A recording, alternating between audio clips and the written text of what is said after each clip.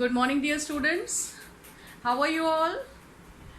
Okay, so you all must be very fine and taking care of yourselves. As your teachers must have told you today, you must have come to know that this week we will be starting our revision, as we have almost completed a few number of chapters and only a few number of chapters are left for the completion of the syllabus. And these chapters you had studied 2 months ago in April, so we will start it again, and it will be a kind of revision for you. Now I'll be taking up the first chapter, a letter to God, and you are expected to complete the assignments because I'll be giving you a PDF of question and answers, in which you will be writing the answers as per the guidance of those answers. If you want to write the answers on your own, you can write your own answers in your own words, but in case you want to write the answers given in the PDF, you can do so. So the lectures now, the teaching will be either a video or a PDF or both. So this is all to facilitate to you in all the helpful manner that we can do. So a letter to God you have already read. Ma'am Asha had, I think she had taught it earlier. But let me just recapitulate, and we will just go through the summary of the chapter. But before we start, a letter to God, what do you think, children? It is about the faith of a person, of an innocent person who believes in God so much, to such an extent that he feels that his wishes and his desires will be fulfilled by God. Do you also feel so? Do you feel that if you send a request to God and God fulfills that, God comes and fulfills that wish of yours? I don't think so, that you all may be having that faith, that tremendous faith in God, because in the scientific world there is a clash between religion and science. We really feel that whether we should believe science or we should have faith in God. But students, you will certainly believe what I say is that that there is an omnipotent and omniscient source of power which governs our lives on this planet. Not only our human beings are governed by the Almighty, or even the whole world, or you can say the whole biosphere, what you have studied in your science subjects. The whole animal kingdom and plant kingdom seems to be nurtured by the Almighty. And therefore this poor farmer Lencho, who had so much of faith that for his crops to be grown, and he requested for, he was believing that God will send rain and he will be able to have a greater production. But when he was in disaster, he lost the crop, and the crop was destroyed by the hailstorm. He wrote a letter to God. Do you also wish sometimes like this? And what was the wish of the farmer Lencho? It was a very small wish. It was a very, very insignificant, but it was very important for his life, sustenance of his family, how his family would live if they do not have the good production and they did not have money for that. So even sometimes we also do that, small things, we also have a kind of a wish or desire, and we quietly in our minds close our eyes and send it to God, directly to God. There is a connection we feel, and therefore sometimes when whatever you think, whatever you desire, when it comes when it comes to be true, you really feel that there is somebody, the God, the Almighty, the superpower, who can listen to your quiet desires and your quiet prayers. So, in this way, we can see that if you have tremendous faith, then that God never lets you down. He always fulfills your desires if you have the true faith in Him. But at the same time, how does God manage all this? God manages all this through other human beings. Just like in the story that you have seen, that God had given this generous, magnanimous heart to the other people who are kind enough, who are generous enough to give charity to Lencho. God has made such hearts, such people who are really sympathetic, who really understand the faith and sufferings of the other people. They are not cruel. They are very kind-hearted people, and therefore God's presence can be felt by such people. Such people who really help the poor people and the people who are in need.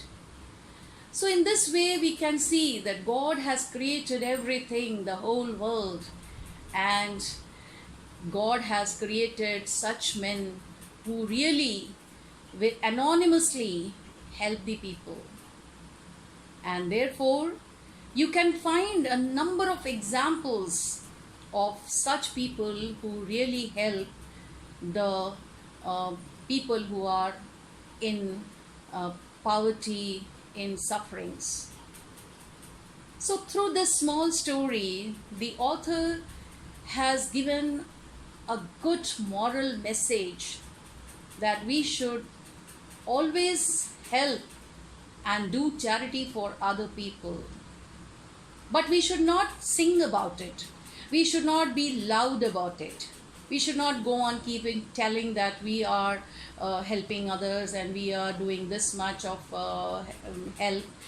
This should not be there, because God is able to see you, and when God sees you, He is going to reward you for that.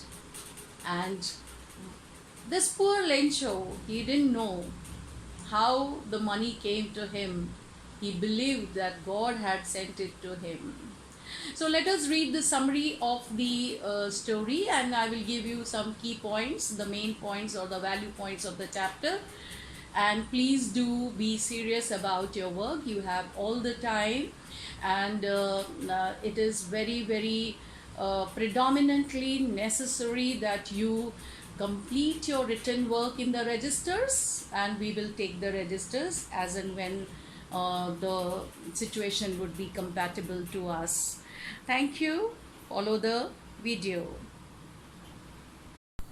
So dear students, there is a picture of the author in front of you when he was very, very old, G.L. Fuentes. So before we start, students, let us know about the author, G.L. Fuentes. His full name was Gregorio Lopez y Fuentes. He was born on July 11, 1897 at Lanzarote in the Canary Islands. He first went to sea as a deck boy with his father at the age of 10. As a teenager, Fuentes worked on cargo ships that went out of the Canary Island to Trinidad and Puerto Rico. He also sailed to the Spanish parts of Valencia and Sevilla to South America. He migrated permanently to Cuba at the age of 22.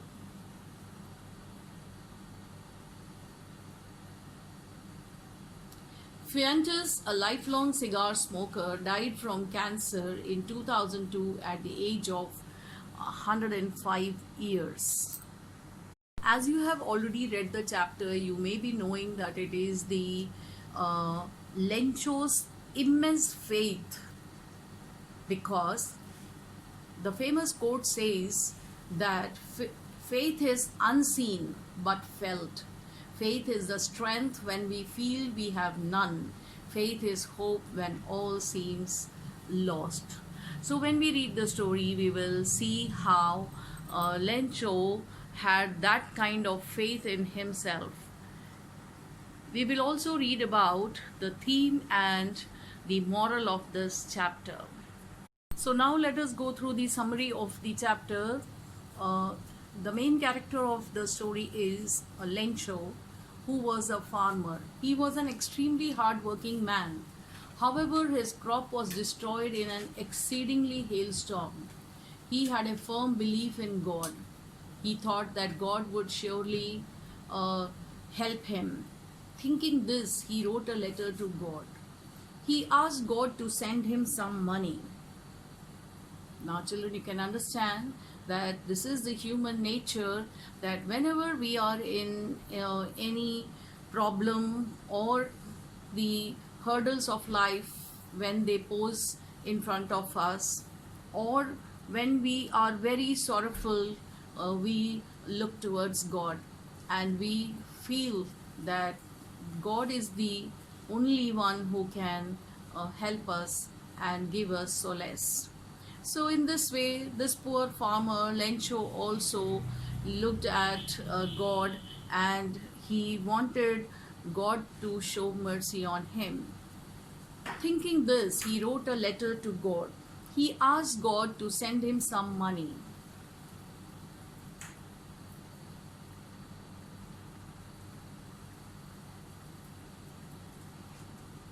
At the post office, the master read Lencho's letter. Now, in those days, there used to be post offices.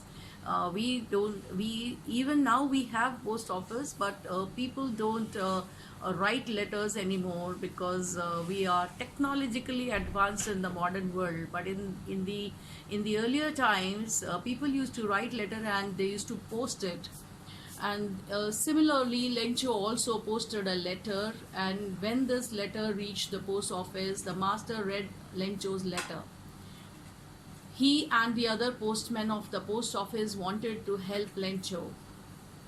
Now you have read the chapter earlier, so you may be knowing what he had written in the letter. He was asking and requesting God to help him with some money. He wanted 100 pesos, and therefore when the postmaster and other post office people, when they read the letter, they decided to collect some amount to help him and placed the collected amount into an envelope. The next day, Lencho came to check whether there was any letter for him. The master gave him that envelope. Once Lencho opened the envelope, he found the cash, but it was less than what he had requested for. He wrote another letter to God. He asked God to send him the rest of the money. Now, do you know why he wrote the second letter? He was having a lot of faith, immense faith in God, and he due to that, he believed that whatever money that he had come to him, God only had sent that to him, and therefore he sent the letter back to him that he should send him the rest of the money. But he asked God not to send it by post, because the post office employees were a bunch of crooks. So what does this story tell you? That the people or person like Lencho has a lot of faith in God, who is everywhere, present everywhere, but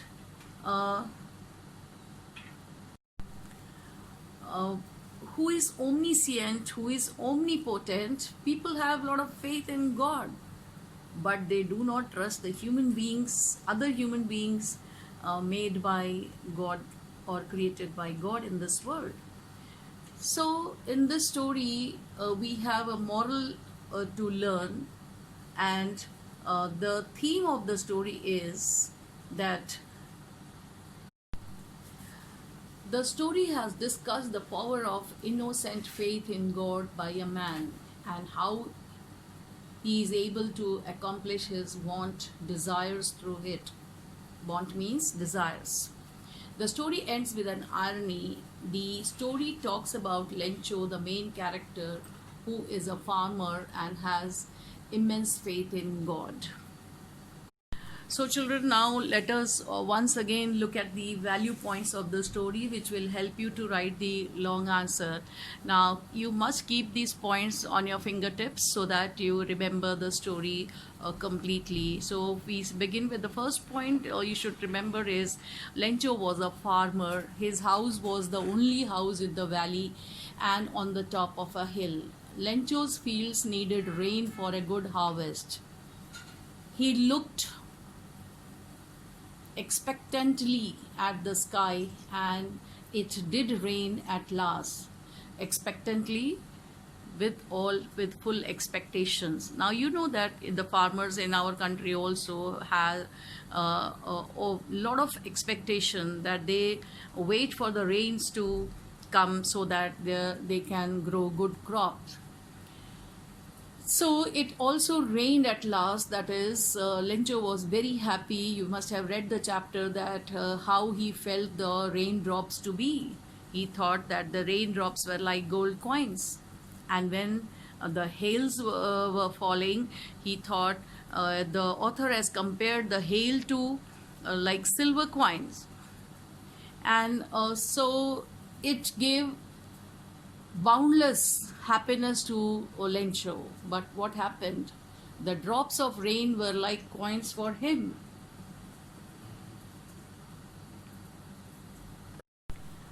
But his happiness was short lived as very large hailstones began to fall after the rain. The hailstones destroyed all the leaves on the trees, plants, and flowers. So, you all know that rains are very, very important for the crops to grow on such a vast land, and it is a source of happiness for the farmers. But hailstones spoil the crop, they destroy it. So the hailstones destroyed all the leaves on the trees, plants, and flowers. There would be no crop that year. There was a single hope: help from God.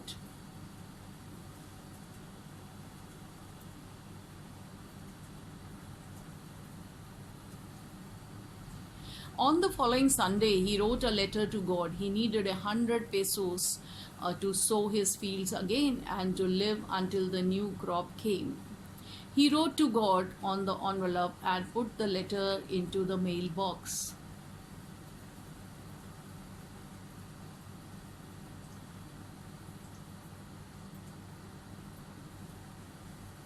The postman laughed heartily and took it to the postmaster. The postmaster laughed too, but soon he became serious. The postmaster became serious because he thought that it was a kind gesture to help somebody. As he came to know the helplessness of Lencho, he collected 70 pesos only from his employees and himself contributed a part of his salary. So in this way, they thought of helping the poor farmer. He put the money in an envelope and posted it to Lencho. Lencho had an unbroken faith in God, and he was not surprised when he received the money.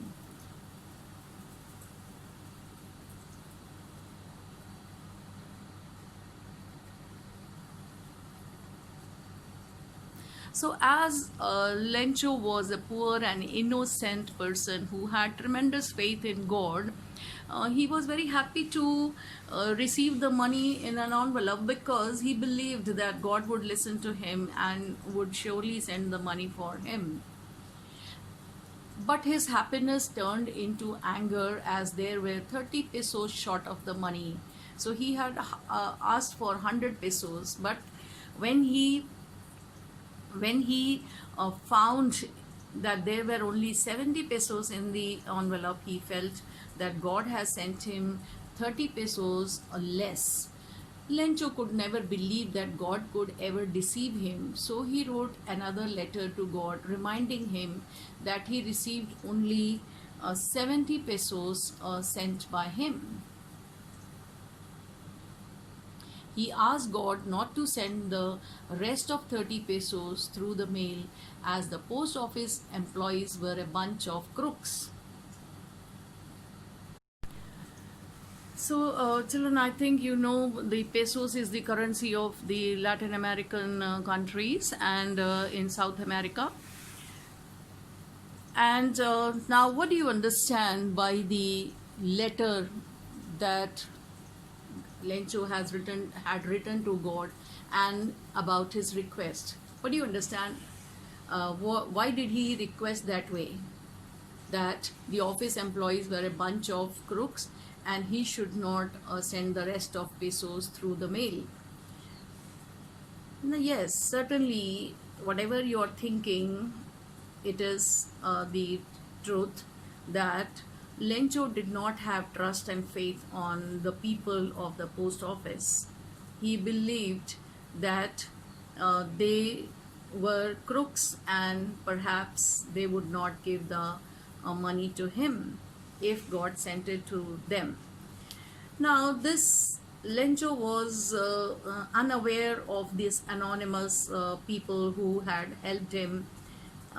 So this story is a kind of a story which tells us that we should also have faith in people around us who are created by God. So now finally let us consider the moral of the story, or the moral of the lesson or letter to God. It is that true faith in God will be rewarded through the charity of other men. The other lesson, the second lesson, is that no good deed will go unpunished, as the postmen were blamed for stealing Lencho's money when they in fact provided it. So you can see that we learn two moral lessons from this story. That is, when you do charity, when you help others, it will never be punished, or God will reward that action of yours. And the second one is that no good deed will go unpunished, as the postmen were blamed for stealing Lencho's money. So that's all with the chapter, and students, I'll be giving you the PDF of the question answers. You are supposed to write the questions and answers with the help of the PDF in your registers, and please keep your registers very safely because we will be taking it for correction. Thank you.